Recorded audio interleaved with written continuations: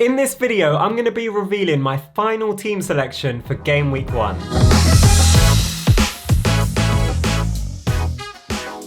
Hello everyone, my name is Akshay and welcome back to a brand new FPL video, and today's video is going to be a banger because it is my final reveal for Game Week 1. My team going into Game Week 1 at the moment is looking really strong on paper, so I'm very excited to show you guys it, and I'm also going to be breaking down every single player in the team with their expected stats and where they are ranked in their specific position going into the game week and also the next 6 game weeks, so you don't want to miss it. A quick detour from the video because I have a massive announcement for you guys. This season I'm going to be running my first ever FPL mini league, and it's absolutely free to enter. My mini league will have over £600 worth of prizes, so you don't want to miss this one. All you have to do to join is follow these 3 simple steps. Firstly, follow myself and Fantasy Football Friend on Twitter and retweet the tweet in the first line of the description. Secondly, you have to subscribe to my YouTube channel, so make sure you scroll down and subscribe and also turn on post notifications. And finally, the last step is going onto the FPL app and entering my league code. Now I'll quickly take you through the £600 worth of prizes.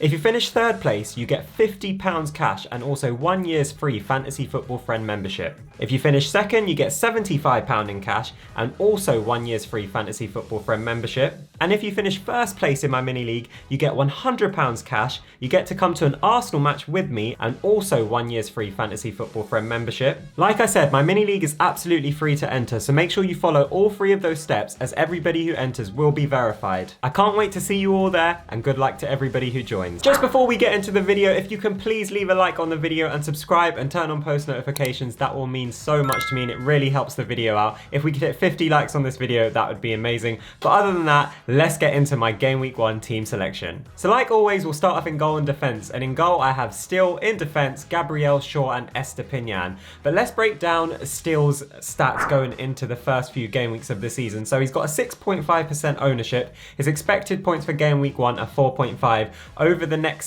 the first 6 game weeks, it's 24, which equals to around 4 points per game. His expected clean sheets for Game Week 1 is 0.47, so that's pretty strong. That's quite high up there in the rankings. And over the next 6 games, he only has an expected clean sheet of 2, which isn't the best, but you got to take what you're given. However, his goalkeeper rankings are really strong, so he's ranked number 1 out of all the goalkeepers in Game Week 1, and over the first 6 games he's ranked 2nd highest. This is for predicted points over the first 6 games, just to clear things up. So he's ranked 2nd out of that for the first 6 games, which is very strong, and I haven't actually seen him in a lot of drafts, and it's showing because he's only got 6.5% ownership, because a lot of people are worrying whether he's not going to be the first choice goalkeeper for Brighton this season. However, for the start of the season, I really do think he is going to be the starting keeper, but of course things can change, and if things change, it's not too bad at all because he's a 4.5 mil goalkeeper, and like we know this year, there are a lot of decent 4.5 million pound keeper options, so not too worried about that. His stats overall look very nice. So we'll move on next to Gabriel, and he has a 30% ownership. In Game Week 1, his expected points are 4.6.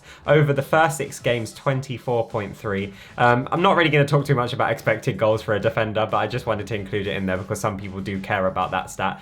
His expected goals is 0.12. His expected assists for Game Week 1, 0.03. However, this is the most important stat for a goalkeeper, of course. Arsenal's expected clean sheets are 0.45, which is pretty decent.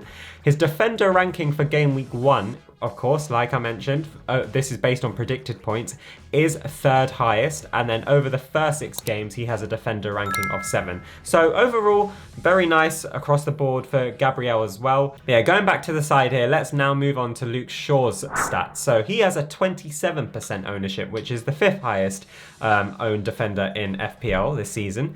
His expected points for Game Week 1 are 4.4 across the first 6 games, not as high as you would think it would be. He's only got an expected points of 21, which is quite on the lower end. Expected goals in Game Week 1 of 0.04, expected assists of 0.15, expected clean sheets Man United have 0.43 going into Game Week 1.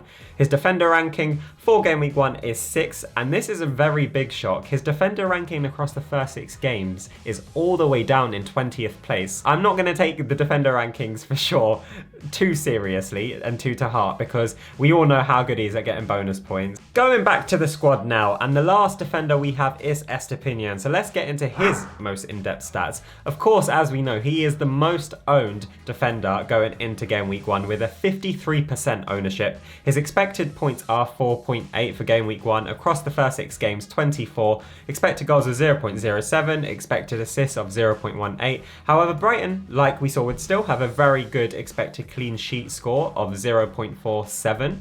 His defender ranking in game week 1 is 2nd, and then across the first 6 games, his defender ranking is 9. So overall, really good.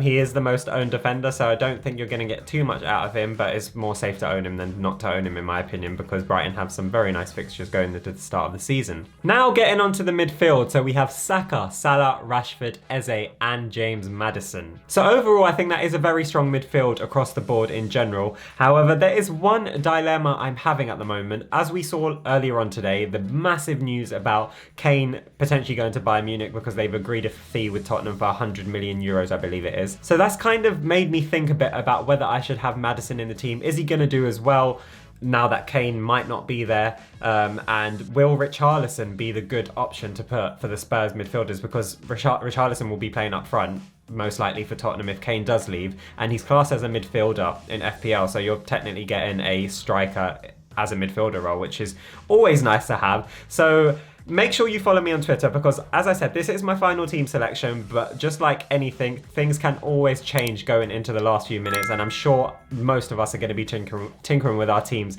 in the last few minutes before the deadline, and I may make that Richarlison to Maddison swap. So just going to have to wait and see, so make sure you follow me on Twitter for that. But anyway, let's get on to the in-depth stats for my midfielders, and obviously we'll begin with Bukayo Saka. So he has a 58% ownership. He is the most owned midfielder in the game so far. Going into game week 1, he has an expected points of 5.9. Across their first 6 games, it's very nice. 32.4 expected points.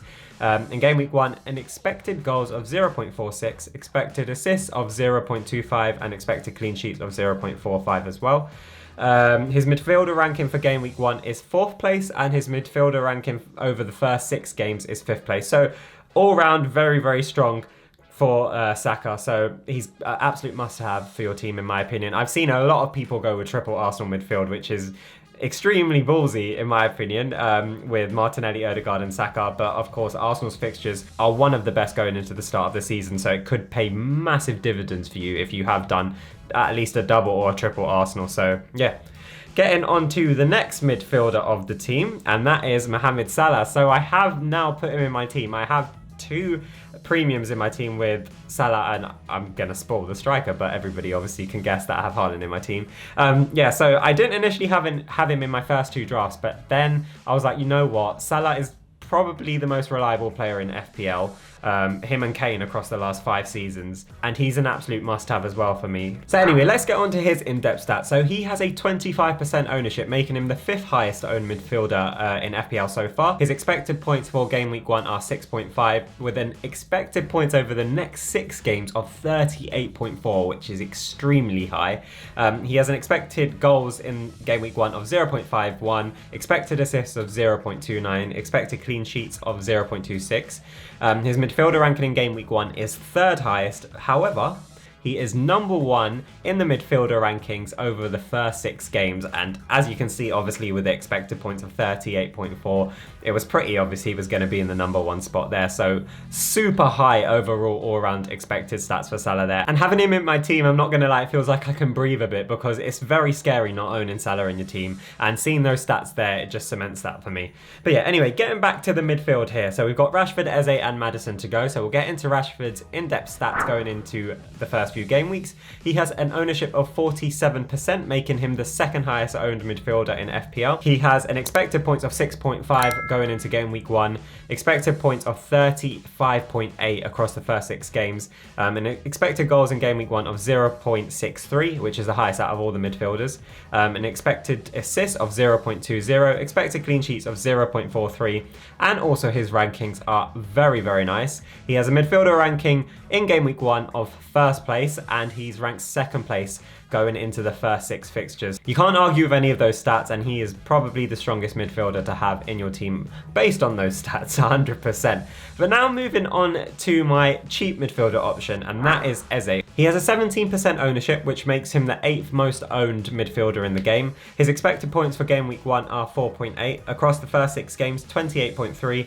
And in game week 1, he has an expected goals of 0.34, expected assists of 0.17.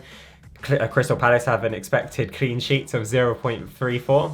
And his midfielder rankings obviously aren't going to be the best because he is a £6.5 million midfielder, but for that price point, it is still good. He's ranked 10th out of the midfielders for game week 1 and then 14th out of the midfielders going into the first 6 games. And then I have Maddison in my last midfielder slot. Like I said, I really am considering switching it up with Richarlison. If any more news breaks out in the next few hours, well, before the game week deadline tomorrow, I really may make that change. So Maddison is about 80% secured in my team, but make sure you follow me on Twitter because you'll see my final team reveal when the deadline hits. But anyway, let's get on to Maddison's stats. He has a 13% ownership, which is nice. He's not too owned, which is always nice because he technically classes as a differential. I know a lot of people do look at differentials as under 10% owned, but going into the start of the season, he's quite low down on the rankings, so I would class him as a differential for now. In game week 1, he has an expected points of 4.6. Across the first 6 games, 29.4. And in game week 1, an expected goals of 0.29. Expected assists of 0.28. Spurs have an expected clean sheets of 0.16. And his midfielder rankings essentially are swapped with Eze. So he's ranked 14th going into game week 1 and then 10th across the first 6 games. So not the best there, but Maddison is a very explosive FPL player, and he did amazing last season in that relegated Leicester team, and obviously Tottenham are a much better team than Leicester, so you would think that he is going to do a lot better, but Kane could hinder him. But now, going back to the team, the striker reveals. So up front, I have João Pedro and of course Erling Haaland. So we'll get on to João Pedro first of all. He is a nice cheap £5.5 million forward option. He has a 17% ownership, which is very interesting because that makes him the 3rd most owned forward in the game. His expected points going into game week 1 are 3.9. Over the first 6 games, 22.8, with an expected goals of 0.37, expected assists of 0.08. His forward ranking for game week 1 is 8th, and then across the first 6 games, he has a forward ranking of 12th highest based on predicted points. So it's nothing special there, but of course he is a very nice cheap option, and now we kind of know that he's going to be Brighton's penalty taker. It makes it a little bit more sweeter, but of course he's always going to be a minute's risk. So as you can see on my bench, it's not the strongest bench, so if I do make that Richarlison move, it will give me £0.5 million in the bank, and I think I'm definitely going to improve my defense a little bit just in case I do want to play a 4-5-1 or a 5-4-1 formation, for example. So yeah, I'm not going to go crazy about João Pedro. I know a lot of people have been very excited about him. I'm not super excited about him, but he just fits in the squad and allows the rest of the squad to be very strong, if that makes sense. So yeah, it is what it is. But anyway, now let's move on to the main man of the squad, and that is Erling Haaland, who is obviously going to be my captain as well this week. He has an 87% ownership going into game week 1. I think that is the highest ever. Correct me if I'm wrong in the comments, but I'm pretty sure that is the highest ever going into a season. He has an expected points going into game week 1 of 8.2 across the first 6 games. It's just ridiculous. 51.8 points he is predicted in the first 6 games, which equates to 8.6 points per game, which is just insane. But getting on to his expected goals and expected assists now, he has an expected goals of 1.07 and an expected assists of 0.27 for game week 1. And of course, he is ranked 1st in game week 1 and also 1st across the first 6 games in the forward rankings, and I don't think anyone's going to catch him. So that is my starting 11 done and dusted. On the bench, just quickly, I do have Matt Turner, which is a very good 4 mil goalkeeper, especially if Nottingham Forest don't go ahead and sign Dean Henderson. You'll have a playing 4 mil goalkeeper there, which is also very nice. And then the rest of the subs are Baldock, Kabore and Mbama. So overall, the team is looking very good. Let me know your thoughts on my team. And of course, some of you are going to be having some last minute dilemmas and questions for your teams. So make sure you comment whatever your questions are. And I would love to see all your teams in the comments down below. And I'll reply to every single one of your comments, trying to help you out as much as I can. But if you did enjoy this video, guys, please do leave a like and subscribe to the channel. But I wish you guys all the best for game week 1 and also throughout the season. I really do hope you get your highest rank ever. But other than that guys, I will see you in a few days for a brand new FPL video.